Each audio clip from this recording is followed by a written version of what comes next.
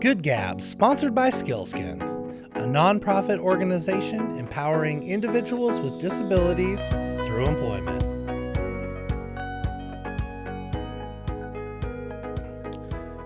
Hey, Good Gabbers, Steve McBride here today. Another episode. Today's exciting. We get to learn a lot more about the refugee resettlement system. We have an exciting guest today. This is Christi Armstrong, Executive Director for Spokane World Relief. Hi, everybody. Nice to be here. Thanks for inviting me. Thanks for joining us. Yeah. Well, so we were just chatting, I only know a surface level of what's happening in World Relief in Spokane and refugee resettlement. Help us understand a little bit more about your world. I can do that. I've been on staff for about 10 years. It'll be 10 years the 13th of this month. And happy anniversary. Thank you. A decade Thank is a you. long time It's to be a long invested. Time. It is. And honestly, when I went on staff at World Relief, I kind of sat at my desk and went, is this really for me? And I asked myself the questions that I think a lot of Americans ask themselves about refugee resettlement. Why are we doing this? Why are we bringing people who have such great need to our country? And they tend to think that it puts a drain on our social services system. I certainly thought that. And so for the first few weeks, I asked myself, why are we doing this? And is this a place for me? And I would listen to conversations outside my office door in languages that I didn't understand. And where's my place in this? Exactly. How do I fit? And should I stay long term? Well, it didn't take me long at all to figure out that refugee resettlement is a win-win-win-win in so many ways. The people we resettle are that might make me tear up just a little bit because I know now their names and their faces and their children. And so instead of just being this mass of humanity, they're people that I get, even though we don't speak the same language. They're like me. They have families. They have aspirations. They want to make something of their lives. The biggest thing is they want to live in a place where they have some dignity, safety, and where they have peace. Yeah. Makes sense. Yeah. That's something humans, we can often forget sometimes, right? Just how human we all are. Right. We're set up for, us, them conversations. It's just not quite true when you get to meet people. That's really true. That's really true. That's one thing that has really shifted in my mindset is I recognize that I, as an American-born citizen of literally, I think, my opinion, the greatest country in the world, I have a very individualistic mentality. That's very American. Yes, that's very American. That's how we were born and raised. Yes, exactly. Not so much in other parts of the world where people are very interdependent on one another. So that's been a bit of a mindset shift for me of how can I be a little less about me and mine and a lot more about us as a community. That sounds like an incredible journey. Anything that comes to mind right now, just in your own personal journey about that shift? Yes. It's always, for me, it's always about stories. I know a lot of leaders of organizations, they can rattle off the facts and the figures and the stats really quick. I have to reach back into the recesses to do that because to me, it's all about story. Yeah. And so I always think about a lovely single mom who came when I was very new to the system. I was an employment specialist helping people find jobs. And when I first came in, I thought, well, this is going to be easy. I've worked in the business world. I'll make appointments. I know people. I know people who know people. We can do this. Well, I met this one lovely single mom from Ethiopia. And she would come into my office and she would, for about 2 or 3 minutes at the outset, she would just drop her head on my desk and she would just weep. She would just weep. Heavy. I mean, it was heavy. But this single mom, 4 kids, she had been evacuated from her country, had been actually living in a refugee camp for many years. And now she's in the United States of America with 4 kids. And so what do you do now? What do you do now? So if you think about that, even if you've lived in circumstances that are difficult, you still, people put their roots down and they build community and they adapt to life around them. And life in the United States is very different, and she didn't have that community. Yeah. Is she still living in Spokane? Well, that was probably 7 or 8 years ago, and she does live in Spokane, and her kids are older, a couple of them young adults. And if you saw her today, she has a gigantic smile on her face. She can do conversational English. She's got a job, and I wouldn't say she's flourishing yet, but she's got the roots down. She's on her way. And she's on her way. Well, and that just, like you were saying, win, win, win. That's a win for our community when someone gets to flourishing, that impact they make, a different perspective that they can bring. Yeah, absolutely. We're seeing that right now at Skillskin. Like we put our hands up a few years ago during, essentially the Afghanistan effort to get people out of that country. The Taliban was coming, and we're like, okay, how can we help? So we connected with your organization, said we have jobs, we don't know how to put this together, but let's try. Right. And the first person that came over, his name's Zachariah. He wasn't from Afghanistan, but he needed a job, and we're like, okay, let's figure this out. And all of a sudden we got through all the background checks. We got him on the federal courthouse is where we're doing the work. And it's just been such a joy to get to know him and what he's bringing to the table and get over the language barrier too. Like watching both sides, like how does a business start to, accommodate for that? And how does, a person start to integrate in America? Yeah. So we saw it firsthand and we're like, all right, well, let's do this again. Yeah. Like we're ready to take someone on, and we brought Muhammad on. He applied and came on board, maybe about a year, maybe a little more than a year ago now, and spoke a dialect of Arabic that just no one speaks around here. Yes. So Pashtun. Yeah, and it was so difficult, the communication barriers at first, but we figured it out because we were committed as an organization to do it. So that's a lot of great. hand pointing, a lot of understanding, because we're still humans, right? We are.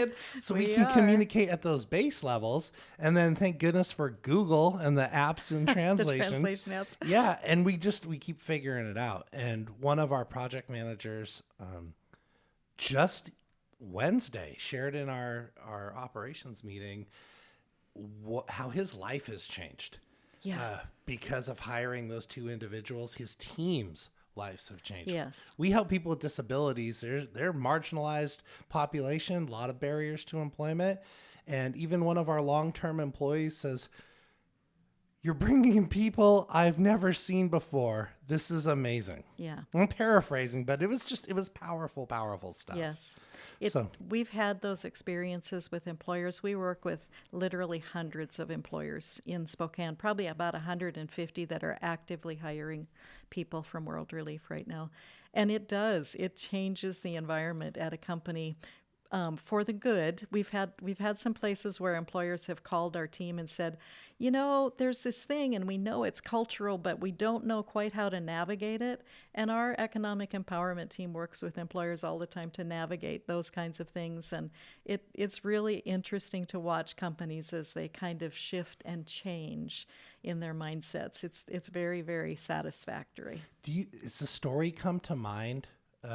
Maybe not, you don't have to say any employers' names, but maybe a story of employment that maybe that organization did change. Yeah, I can. There's lots of cultural nuances, whether it's related to religion or traditions or just personal values. And so I can think of one culture that, they have a tradition of going to prayer 3 times a day at set times. And one of the companies we work with, they wanted to accommodate that, but it's a manufacturing setting, so it's like, ooh, how do we do that? And they just made some adjustments, and we're very able to do that. So the employer's happy because the employees are coming back from their break and they go to prayer, and they come back happy, and it just kind of lifted the environment.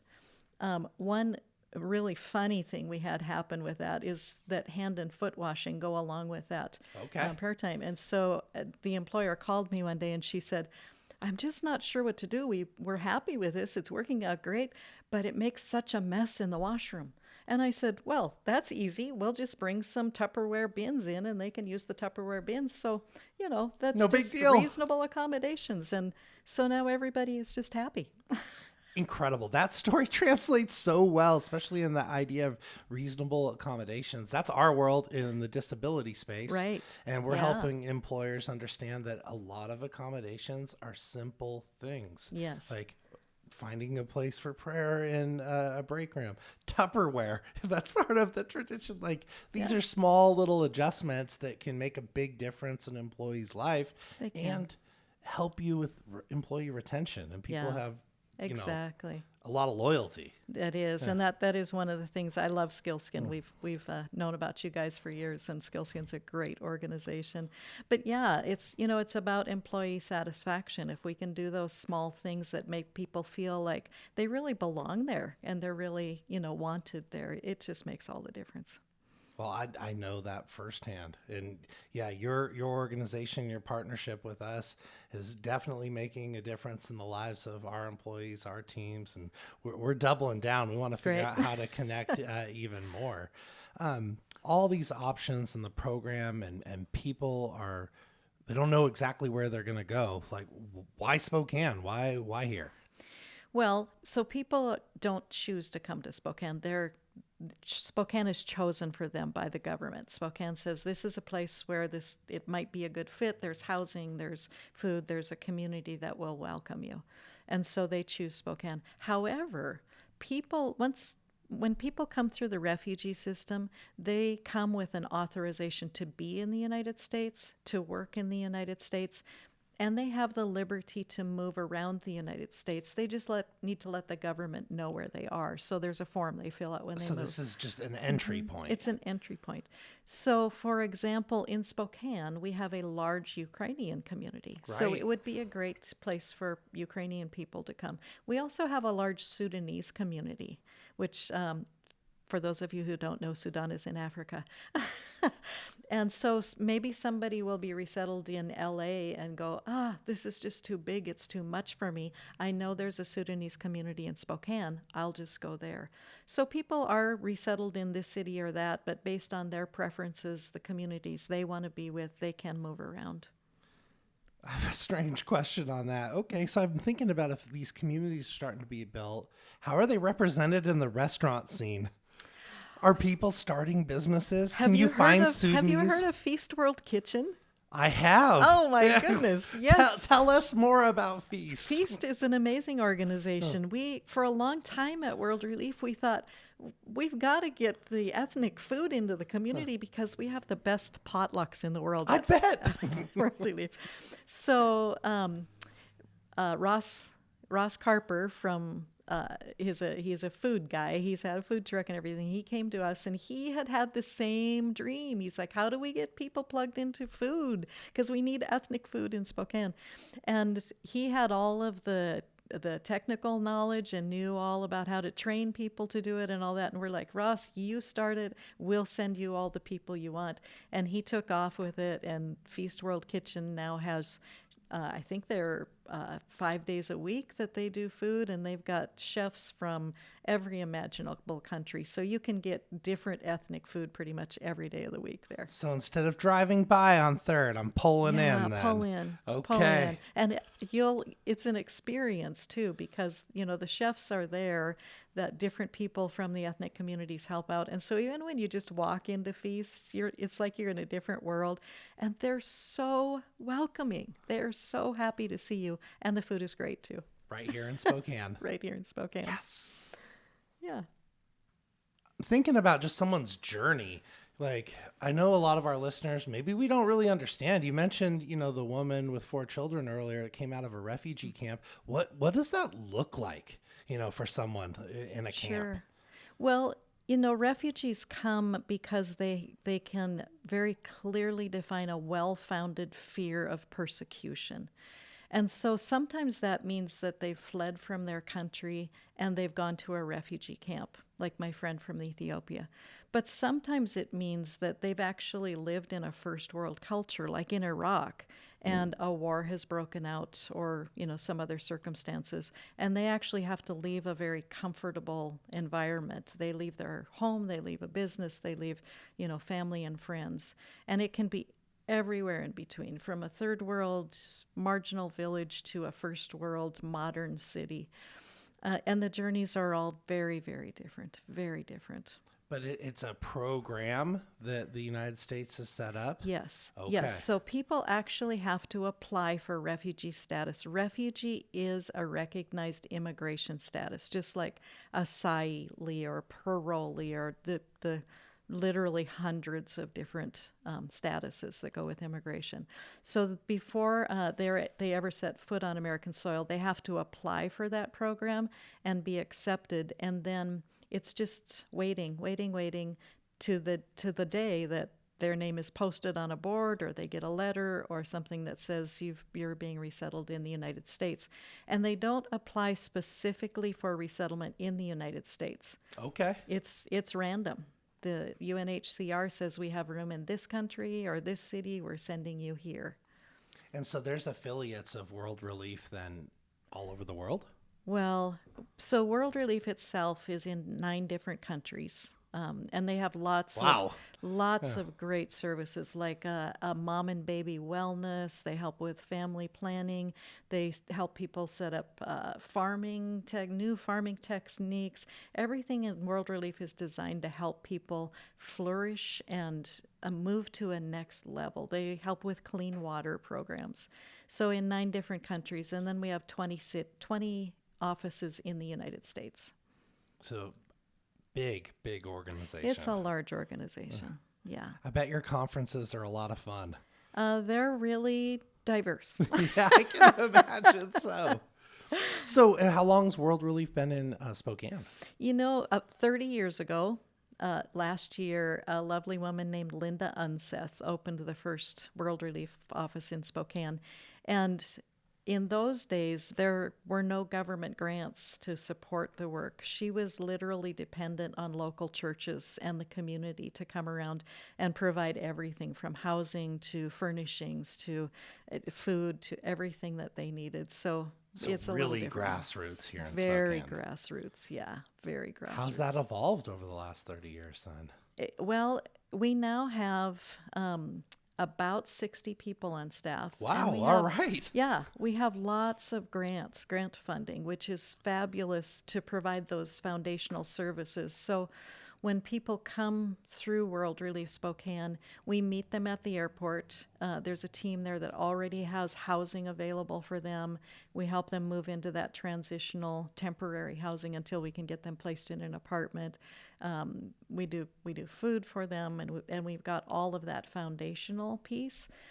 We're really, really dependent on churches and on the community in general to help them really integrate into their new city, their new place of belonging.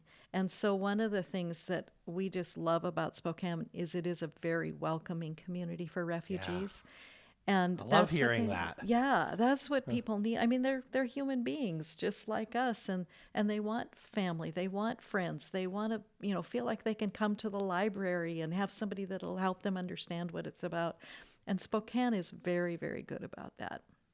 Well, I first got some additional. I don't know. I guess I got involved with World Relief through my neighbor. Her name's Christina Nichols. Mm-hmm. And do you know her? I do. Yeah, all right. She's awesome. Yeah. Yeah, we worked together on a water board for the West Plains Water District out there. Just a powerhouse of an individual. And she's like, Steve, this is what I'm up to. I need some help. Let's figure this out. And she started to tell me about all the supports that happen with your organization. And when do the supports stop? So you're meeting someone at the airport. Like, what does that cycle look like? Well, when they first arrive, they're in a resettlement program for 90 days. So they have a case manager who helps them get set up with everything from getting the kids enrolled to school to, getting to the clinic so that they have medical services, learning how to ride the bus, learning how to shop in America. They help them just navigate culture. We also have a lot of volunteers that help with that, and they're critical to that. So for 90 days, it is a flurry of activity, orientations, learning new things, trying to figure out what the rules are in this crazy new country they live in. I bet that is very difficult. Yeah, I can't even imagine. And then we have more extended services, like we have our integration and wellness team for people who maybe are having a little bit of difficulty getting started. Maybe kids have medical needs, or they have special needs kids, or mom and dad have other needs that require a little more time and attention. So we've got a team that does that. We've got our economic empowerment team, and they're all about helping people understand the American work culture, learn how to be a great worker in America, and get connected and placed in a job. That's awesome. Yeah. We also support their employers. So for 90 days after they get a job, we're there for them and the employers. By the way, if you are a business owner or a manager and you're listening to this conversation right now and you want to get involved, that support is real support. We picked up the phone many different times, and your organization, your staff definitely came through and helped us tremendously. Great. That's good to hear. That's good to hear. One really exciting thing that we've got that's kind of a little known secret. Ooh, we love secrets. That's getting out in academia and in the medical community is we do refugee simulations. And it's a 3-hour process where we take people and kind of give them an overview of the refugee crisis worldwide. There's over 100 million people displaced from their home in the world, and only about 1/2% of those people ever get resettled in a different place. So people are just it's a living lot. In that status for their lifetime. Yeah. And you know what? We had a wonderful Burmese guy on our staff, and I remember him saying one time that the hardest thing about being a refugee was nobody wanted me. He said, my country didn't want me. The place where I was in the refugee camp, they didn't want us. And then there was no place for us to go. So he said, when I came to Spokane, it was the first time in my life where I ever felt like I was wanted and I belonged. And he's an American citizen now. Yeah. Wow. Yeah. I bet you wake up pretty excited knowing that that's kind of impact you're making every day when you show up to work and your teams are, doing this hard work. Yeah, it is. I don't think there's been a day, there's been days at World Relief there where I tore my hair out or I went home in tears, or I thought, I don't think I can do this anymore. But something always happens that you go, oh, that's why I do this. Yeah. Those magic moments. It's worth it. Yeah. I think we have a connection for you with Leadership Spokane and that simulation.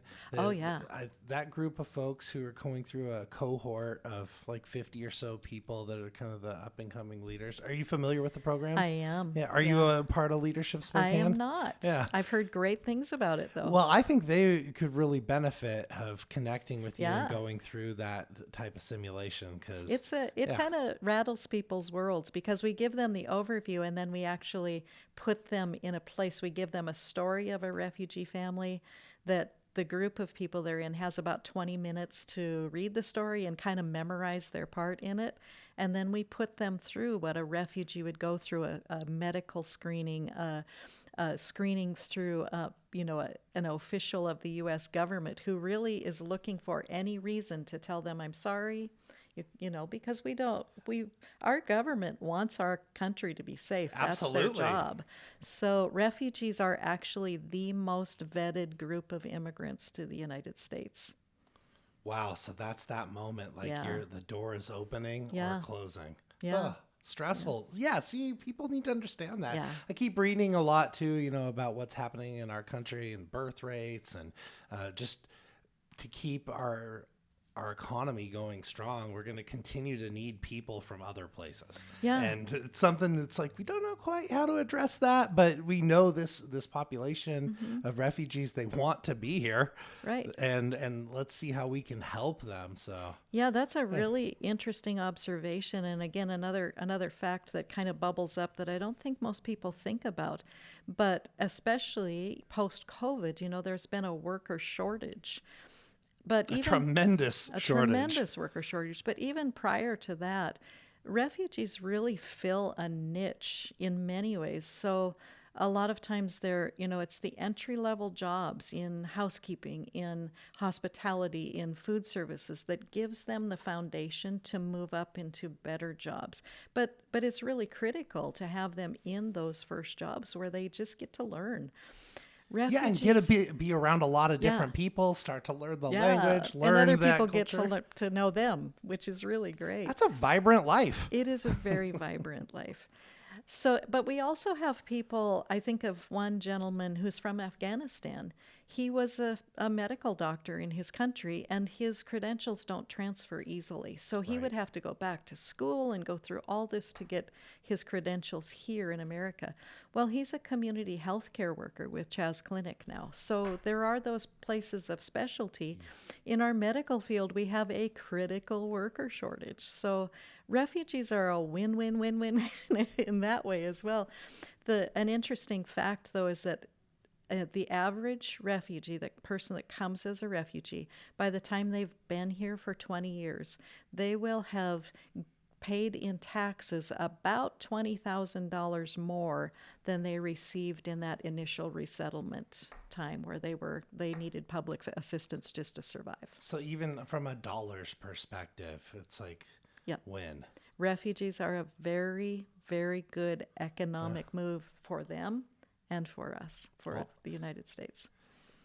Well, I'm glad that here the 11,000 people have been homed and gone through your services over the last 30 years here in Spokane. We're actually pressing in on 12,000 now. 12? We're getting really All right. close. Yeah. And you were saying off camera that maybe 700 people is what you're gearing up for this year? Yes. The most we've ever resettled in the history of World Relief Spokane in this city is just over 500. This year, we're on track to resettle right at 500, and next year we've contracted for 700 people. So we're going to need all the help of the community that we can get to do that. So let's get into that, because I know our listeners definitely want to know how they can help. So what are some of the ways that we can engage with World Relief? Well, there's lots and lots of ways. So, of course, we're a nonprofit agency, so it goes without saying, you can donate to World Relief. We will never turn down a great donation of good old-fashioned American cash. You'll put it to work. We'll put it to work. We have good neighbor teams that walk with our resettlement program to meet people at the airport, help them integrate into the community. So volunteering is another way, whether it's working at our front desk or being part of a good neighbor team or a cultural companion or going over to our warehouse and helping them get that organized and keep it straightened out, which is a pretty big job. A real critical place that we need help right now is down on 3rd Avenue. There's used to be the Imperial Motel. Okay. Yeah. Well, there's a developer that has totally renovated it, and he said we would like to rent these units exclusively to refugees who come through World Relief. With the housing shortage in Spokane, we went, yeah, what a gift. That is a gift from heaven above. So we are placing people in there right now. Well, they need particularly small dining sets like chairs and table. We'll always need beds for them because what we do is we set them up in their unit, and that's a temporary situation. In 3 or 4 months when they move out, they'll take everything, all that furniture with them. So we have That's how they're building, right? Exactly. They're building that life. Yep. So we have a constant need for good, very gently used furnishings or new furnishings. We won't turn down new furnishings either. Yeah. Okay. So let's say I'm feeling like I can buy this table. I know exactly it'll be great for a little apartment. It's on Amazon. How do I get it to your organization? You can call our office 509-484-9829, and they'll be happy to arrange a pickup for it. We do have a box truck that you may have seen around town, and they do pickups. Or you can bring You make it so easy. We will make it as easy as possible. What a true gift, a whole apartment building. Yeah, it is. There's 90 units in there, and with the number of people we'll be resettling, we'll be keeping that thing full for a long time. And, there's a little issue downtown Spokane with all of the homeless crisis that we have. Absolutely. And that's a place where we're hoping to be part of the solution as well, because now this property is cleaned up, it's occupied, and it just looks lovely. Yeah, So, it's vibrant, right? People are Exactly. going to be, in and out and around downtown and looking for work and just, it's alive. yeah, exactly. So we're That is part of the we're happy to solution. be part of that solution. So, okay, you were talking about a little bit how your first couple weeks on the job and how did you get connected to the organization in the first place? I fell into it. I had no idea World Relief was here. I didn't know there were refugees in Spokane. I was looking for a job, and I went to WorkSource, and my friend Patty Avey there said, "Hey, there's this faith-based organization that I think you'd fit well into." And I said, "Okay, sounds like a great job. I'll give it a Let's see. whirl."